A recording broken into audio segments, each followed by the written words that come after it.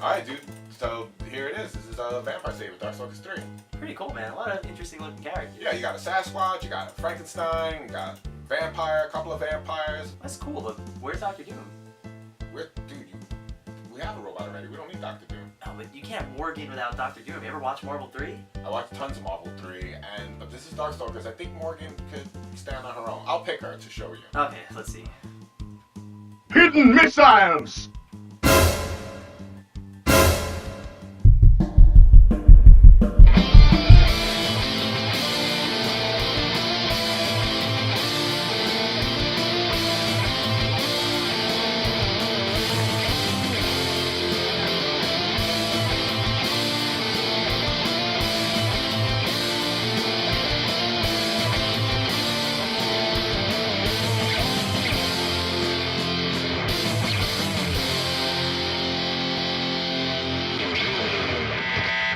What's going on, everybody? This is Mike.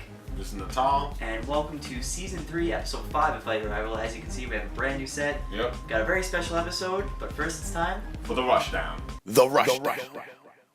So the Injustice Battle Arena is heating up. Yeah. It's reaching the quarterfinals now. So a lot of cool matchups. You got Batman versus Wonder Woman. You got Flash versus Joker. Aquaman versus Green Lantern. And finally Green Arrow versus Superman. So it's gone from kind of the obscure characters and now the heavy hitters are really going to be trading blows. And if you guys haven't checked out Battle Arena yet, please do so. You get to vote on matches, potentially win the game. And no matter who wins these matchups, we all win because we get to see more gameplay. Yeah. Who did you vote for? Did you vote at all yet? I didn't vote yet, but all I care about is Green Arrow. That's my dude. Yeah, see, I voted for Superman because it's Supes. And I'm going with Aquaman all the way because his fight, this first fight against Cyborg, blew my brains away. I didn't expect him to be like that. They just took Killy from SoCal and dumped him on the water. He might have the best super in all fighting games. Oh, yeah, hands down. If you guys haven't seen that video, definitely watch the fight between Aquaman and Cyborg. It's ridiculous. Yeah, I can't wait to see the rest of the action. Yeah, me either. Please check out the Battle Arena if you haven't yet. If you guys actually vote on the Injustice website, you'll get a free Green Arrow skin for either the PS3 or 360 when the game comes out. I didn't know that. Yeah, it's pretty sweet. Awesome. Totally not related to Injustice whatsoever, but there's some new Street Fighter news. It's pretty interesting. This one guy did sound effects and the actual background music to a Street Fighter 2 fight between Ryu and Sagat with the Guile stage. It was pretty awesome. As a musician, I always love when people do their own renditions of the songs. So not only did he play, I think it was Guile stage? Yeah, it was Guile stage. He was playing Guile stage on guitar, you know, both lead and rhythm guitar, while also doing all the sound effects. Yeah. So everything from the Tiger uppercuts and the Fletcher Bookin. All that good stuff. Literally sounds ripped right out of the game, and it was just one dude recording himself. So you know, we'll post a link. Definitely check that video out. And remember, you can always find a lot of different gems on YouTube. And speaking of gems on YouTube, this is nothing new, but I've been spending a lot of time on a YouTube channel called Arcade Hustler. Okay. It's spelled exactly how it sounds, Hustler with an A.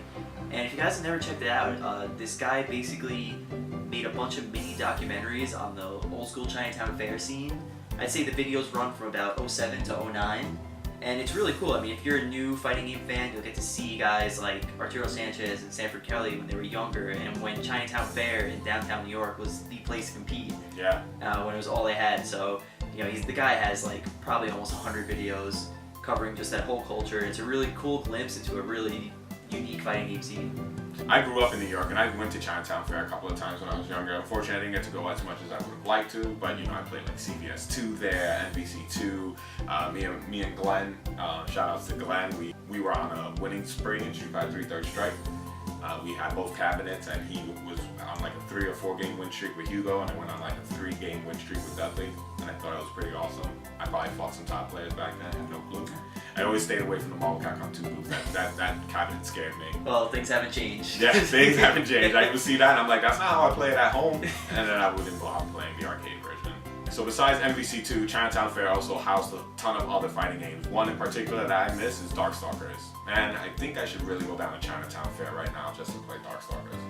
Well, you don't have to do that. Why not? Because you can actually buy Darkstalkers on Xbox Live now. That's right, I forgot it came out. Yep, Darkstalkers Resurrection is officially out for the PlayStation Network and Xbox Live, and it compiles Darkstalkers 2 and 3, I believe. Yeah, Darkstalkers 2, which goes by the name of Night Warriors, Darkstalkers Revenge. And it's got the whole Iron Galaxy treatment, all the bells and whistles, online play, YouTube uploads, unlockable art. But if you guys are just getting into Darkstalkers now, we're actually gonna run down a brief history of the series. What better way to introduce our new segment? Absolutely. It's officially time to go back to the arcade. Back to the arcade. It's been a very long time since we've seen a Darkstalkers game. The last one came out in 1997. The first one, Darkstalkers, came out in 1994, and it was one of the first games on the CPS2 arcade cabinet.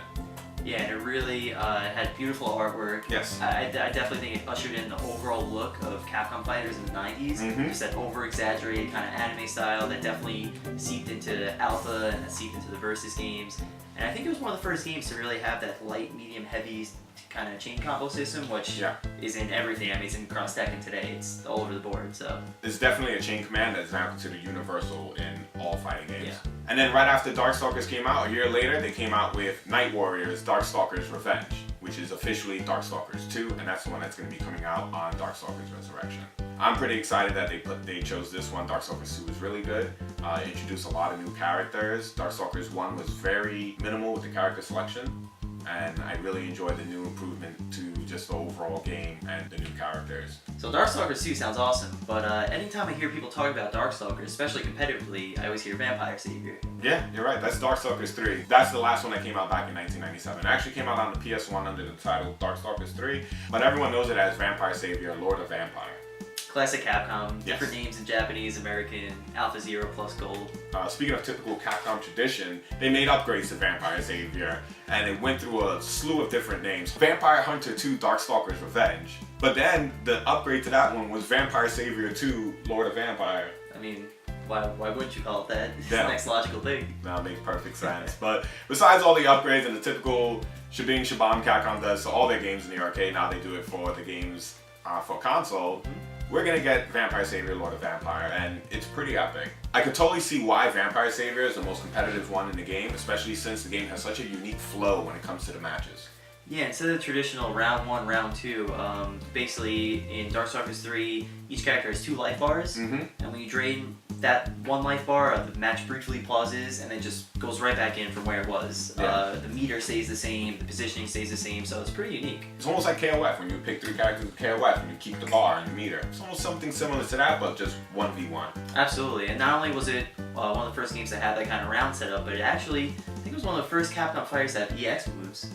Possibly, yeah, definitely. If not the first, it definitely caught on with the trend of EX moves. Another interesting mechanic to Vampire Savior is you can hold down and hit both light attacks, and you'll go into almost like a V-ism, auto combos, custom combos like CVS2 for every character.